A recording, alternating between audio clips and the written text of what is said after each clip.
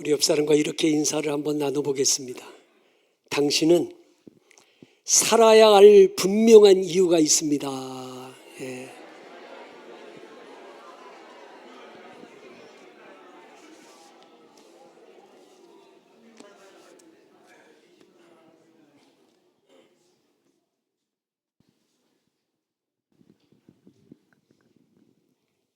제가 새롭게 하소서라는 간증을 들어보니까 참 잘 나가던 사람인데요. 예. 그런데 한순간에 죽고 싶은 생각이 들더라는 거예요. 그러니까 별것도 아닌 작은 문제로 인해서 살아서 뭐 할까 이런 생각이 들더라는 거죠. 여러분, 예수 믿는 성도들의 큰 축복이 뭐냐? 소망을 붙들고 사는 거잖아요. 오스트리아의 정신과 의사이자 심리학자인 빅터 프랭클 박사는 2차 세계대전 때 나치 강제 포로 수용소에 끌려가서 가족을 다 잃어요. 아내도 죽고 부모님도 죽고, 그리고 매일매일 죽음의 고통 속에 삽니다. 3년 동안에 그 죽음의 포로 수용소에서 극적으로 살아납니다. 그래서 그가 그 포로 수용소에서 겪었던 고통스러운 삶을 책으로 엮어서 냈는데, 그게 죽음의 수용소에서라는 책을 발간합니다. 그 책에 이런 내용이 나와요. 같은 수용소, 같은 고통을 겪으면서도 어떤 이는 모든 것이 끝났다며 절망에 빠져 무너졌습니다. 반대로 어떤 사람은 이 고통을 견디고 나면 사랑하는 가족을 만날 거야, 나는 아직도 사명이 남아있어 라며 소망을 붙들고 사는 사람이 있습니다. 문제는 이 차이가 생사를 가르는 분수령이 되었다. 절망 중에 있는 사람은 금방 죽어요. 그런데 살고자 하는 소망이 있는 사람은 반드시 살게 되더라는 거죠. 그래서 이 빅터 프랭클 박사는 살기 위해서 운동장에서 깨진 유리 조각을 하나 주워가지고 주머니에 넣고 매일 아침마다 이 깨진 유리 조각으로 면도를 하는데 피가 날 정도로, 여러분 유리 조각으로 면도하는 게 쉽나요? 그러니까 막 피가 나도록 면도를 합니다. 왜? 나는 아직도 살아야 된다는 뭔가 이 생기발랄한 모습을 보여주려고. 뭐 수염이 덥수룩하고 초췌한 모습을 보이면 다 끌어다가 아우슈비츠 포로 수용소로 보내니까 난 살아야 되겠다. 그래가지고 그 간수들에게 자기의 그 생기 있는 모습을 보여주려고 면도를 하면서 3년을 그렇게 버티고 결국 살아나는 거죠. 여러분, 이걸 아셔야 돼요. 절망은 죽음에 이르는 병이라면 소망은 생명에 이르는 약인 거예요. 우리가 왜 신앙생활을 해야 되죠? 우리가 왜 하나님 믿어야 되죠? 소망이 생기기 때문이죠. 소망. 예? 제가 고등학교 때 교회를 다니기 전까지는요, 사실 소망이 없었던 것 같아요. 왜냐하면 내가 처한 현실과 환경이 너무 암울했던 것 같아요. 가난한 환경, 더 나아지지도 않는 이 정체되어 있는 이 가정을 보면서 소망이 없어요. 그래서 저는 마치 내 인생이 광야와 같고 사막과 같다고 생각했어요. 여러분, 광야와 사막이 어떤 것입니까? 광야와 사막은 아무것도 없어요. 그리고 더위와 추위뿐이고 가도 끝이 없는 모래길 뿐이에요. 그래서 저는 내 인생이 마치 광야와 같고 사막과 같다 이렇게 생각했어요. 그런데 교회를 다니고 하나님을 믿으면서 소망이 생겼어요. 성경을 읽으면서 소망이 생겼어요. 이사야서 35장 6절에 이런 말씀이 있어요. 그때 저는 자는 사슴같이 뛸 것이며 말 못하는 자의 혀는 노래하니니 이는 광야에서 물이 솟겠고 사막에서 시내가 흐를 것입니다. 이사야서 51장 3절입니다. 나 여호와가 시온의 모든 황폐한 곳들을 위로하며 그 사막을 에덴같이 그 광야를 여호와의 동산 같게 하였나니. 광야와 사막에서 샘이 솟게 하시고 광야와 사막을 여호와의 동산 같게 하시겠다는 거죠. 지금 내가 처한 현실이 광야와 사막같이 황폐하고 막막한데 하나님은 그 광야와 사막에서 샘이 솟게 하시고 여호와의 동산 같게 해 주시겠다는 거예요. 소망이 생겼어요. 교회 가는 시간이 즐거웠어요. 기도하는 시간이 즐거웠어요. 왜? 소망이 생기니까. 야, 하나님은 광야와 사막에서도 물이 솟게 하시는구나. 하나님은 광야와 사막을 여호와의 동산 같게 만들어 주시는구나. 소망이 생겼고요. 지나온 인생을 뒤돌아보니 소망이 현실이 되게 해주셨어요. 믿음이 뭐냐? 믿음은요, 약속을 붙들고 소망 중에 살아가는 거예요. 그게 믿음이죠. 예수님 믿으면서 소망이 없다, 예수님 믿으면서 죽고 싶다, 예수님 믿으면서 체념하고 절망 속에 산다면 그 사람의 믿음은 짝퉁이거나 믿음은 죽었을 거예요. 정말 믿음이 살아있다면 소망이 생겨나요. 네, 소망이 있어요. 여러분, 신약성경에서 예수님이 병자들을 고치실 때마다 늘상 하시던 말씀이 있어요. 12년간 혈증을 앓던 여인에게 예수님이 이렇게 말씀하셨어요. 딸아, 안심하라, 내 믿음이 너를 구원하였다 하시니. 앞을 보지 못하는 바디메오에게 예수님께서 이렇게 말씀하셨어요. 가라, 내 믿음이 너를 구원하였느니라. 10명의 나병 환자들 가운데 예수님께 나와 감사를 드렸던 사마리아 사람에게 예수님이 이렇게 말씀하셨어요. 일어나 가라, 내 믿음이 너를 구원하였느니라. 예수님은 믿음의 사람에게 긍휼을 베푸시고 치유와 회복의 은혜를 베풀어 주셨어요. 누가 믿음의 사람입니까? 기대와 소망을 가지고 살아가는 거예요. 예수님이 베데스다 연못을 방문하셨잖아요. 아무도 예수님께 관심이 없는 거예요. 누구 하나 예수님께 은혜를 구하는 자가 없습니다. 모두 베데스다 연못만 눈이 빠져라 쳐다보고 있지 예수님께는 관심이 없어요. 이게 비극인 거예요. 이게 비극이죠. 근데 저는 이 베데스다 연못의 비극이 오늘 한국교회의 비극일 수도 있겠다는 생각이 들었어요. 여러분은 주일날 교회에 나올 때 어떤 기대와 소망을 가지고 나오십니까? 여러분은 무슨 소망을 갖고 나오십니까? 오늘도 교회 가면 주님께서 나에게 어떤 말씀을 주실까? 오늘도 내가 예배당에 나가면 말씀을 통해서 찬송을 통해서 예수님을 인격적으로 만나야지. 오늘도 내가 예수님의 기쁨이 되는 예배자가 돼야지. 그리고 달려나오시나요?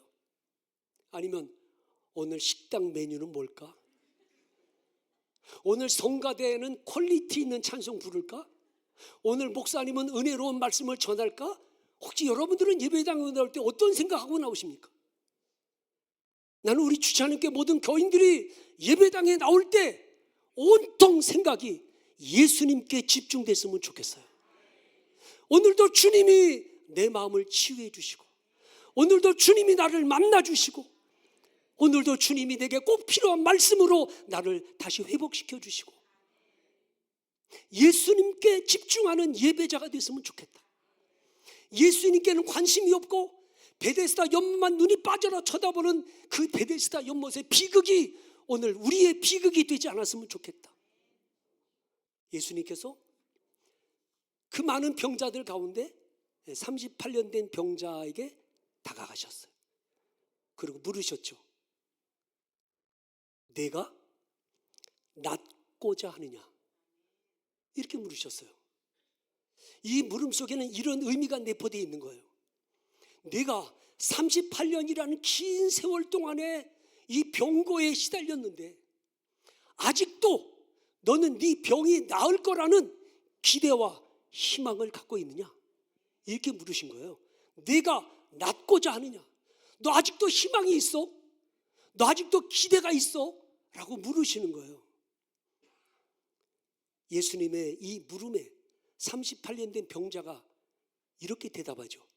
여러분 7절 한번 보실까요? 7절에 보니까 성경 안 띄워줘요? 7절? 다 같이 한번 읽어볼까요? 시작. 병자가 대답하되 주여 물이 움직일 때 나를 못에 넣어주는 사람이 없어 내가 가는 동안에 다른 사람이 먼저 내려가나이다. 아멘. 무슨 말씀인 줄 알죠? 주님, 난 아직도 내 병이 나을 거라는 기대가 있습니다. 그래서 연못이 움직이면 내가 그 연못에 뛰어들려고 가지만 나보다 건강한 사람이 먼저 들어가서 나는 번번이 기회를 놓치고 있습니다. 여러분, 이 38년 된 병자에게는 핸디캡이 두 가지가 있어요. 핸디캡 두 가지. 첫째가 뭐냐면 가족이 없어요. 가족이. 그래서 나를 못에 넣어줄 사람이 없어 라고 말하잖아요. 그러니까 대부분의 환자들은 옆에 가족들이 와 있어요. 자식이 와 있든 형제들이 와 있든 지인들이 와 있든 누군가가 곁에서 돌보다가 연못이 움직이면 이 곁에 있던 사람들이 환자를 들어서 연못에 던져주는 거예요. 근데 이 38년의 병자는 곁에 아무도 없어. 도와줄 사람이 없어. 김병에 효자 없다고 38년 동안 병고에 시달렸으니 누가 곁에 있겠어? 두 번째, 이 38년 병자에게는 핸디캡이 뭐냐? 38년 동안 질병에 시달렸기 때문에 아마 중병에 걸린 것 같아요. 남들보다 움직이는 게 부자연스러운 거야. 남들은 벌떡 일어나서 들어가는데 이 38년 된 병자는 움직이는 게 힘들어 부자유해. 그래서 연못에 들어가려고 하면 벌써 건강한 사람이 먼저 들어가 있어. 중요한 건 이런 핸디캡, 가족도 없고 몸도 부자유하고 이런 낙심할 만한 상황, 포기할 만한 상황에서도 이 38년의 병자는 체념하거나 포기하지 않고 끝까지 기대와 희망을 가지고 매번 연못에 뛰어 들어가려고 애를 쓰고 있는 거야. 여러분, 주님은 지금도 희망의 끈을 놓지 않는 자에게 은혜를 베풀어 주시는 거예요. 기도해도 달라지는 게 없어서 이제 더 이상 기도할 필요 없어. 아니에요. 여러분, 끝까지 소망을 가지고 기도하시기를 바래. 여러분이 마음에 기대하고 소망하는 것 하나도 달라지는 게 없는 것 같고 가정의 변화도 없는 것 같고 그렇지 않아요. 소망을 가지고 끝까지 주님 앞에 기대하면 주님께서 주님의 때에 아름답게 응답과 역사를 이루어 주실 거예요. 여러분, 믿음이라는 거 그런 거 아니에요? 믿음은 결코 포기하지 않는 거예요. 수로보니게 여인이 귀신 들린 자기 딸을 고쳐달라고 예수님께 간청하잖아요. 예수님 들은 척도 안 했어요. 침묵하셨죠. 제자들이 와서 사정을 얘기하니까 예수님 뭐라고 그랬어요? 나는 이스라엘 집에 잃어버린 양 외에는 관심이 없다. 그리고 예수님 이런 지하에 거절하셨어요. 참도 못한 이 수로보니게 여인이 예수님 앞에 엎드려가지고 주여 저를 도와주십시오. 예수님 이렇게 말씀하셨어요. 자녀의 떡을 취하여 개들에게 주는 게 마땅치 아니하도다. 그 당시 유대인들의 생각이 이방인들은 개처럼 부정하고 더럽다고 생각한 거죠. 유대인들의 생각을 예수님이 빗대서 말씀하신 거예요. 웬만한 사람 같으면 자존심 상해가지고 그 자리를 떠났을 거예요. 그런데 이 수로보니게 여인은 이렇게 말하잖아요. 주여 올소이다마는 개들도 주인의 상에서 떨어지는 부스러기를 먹나이다. 내가 멸시받고 냉대받는 거 괜찮습니다. 부스러기 같은 은혜라도 내게 주십시오 라고 포기하지 않고 끝까지 주님 앞에 매달리는 거예요. 이 모습을 보신 예수님이 이렇게 말씀하시는 거예요. 여자여 내 믿음이 크도다. 내 소원대로 되리라 하시니 그때로부터 그의 딸이 나으니라. 주님께서 수로보니게 여인에게 내 믿음이 크도다 라고 말씀하신 이유가 뭐예요? 예수님이 침묵하시고 거절하시고 멸시하는데도 불구하고 끝까지 포기하지 않고 예수님께 희망을 걸고 주님께 은혜를 구하는 거예요. 이 여인이 왜 포기하지 않았어요? 주님을 믿어요. 주님의 사랑을 믿어요. 주님의 선하심, 주님의 사랑을 믿기 때문에 그는 포기하지 않습니다. 큰 믿음이라는 게 뭐예요? 실망할 만하고 포기할 만하고 낙심할 만한 상황에서도 소망을 붙들고 끝까지 기다리는 거죠. 로마서 4장 18절로 22절에 아브라함의 믿음에 대해서 이렇게 말합니다. 아브라함이 바랄 수 없는 중에 바라고 믿었다. 이는 내 후손이 이가 되리라 하신 말씀대로 많은 민족의 조상이 되게 하려 하심이라. 그가 100세나 되어 자기 몸이 죽은 것 같고 사라의 대가 죽은 것 같음을 알고도 믿음이 약하여지지 아니하고 믿음이 없어 하나님의 약속을 의심하지 않고 믿음으로 견고하여져서 하나님께 영광을 돌리며 약속하신 그것을 또한 능히 이루실 줄을 확신하였으니. 아브라함이 나이가 100세입니다. 사라의 나이가 90세입니다. 낙심할 만하잖아요. 포기할 만하잖아요. 하지만 아브라함과 사라는 약속하신 하나님은 신실하심을 믿었습니다. 능히 죽은 자도 살리시는 하나님께서 사라의 몸에 생명을 잉태케 하실 수 있음을 믿었습니다.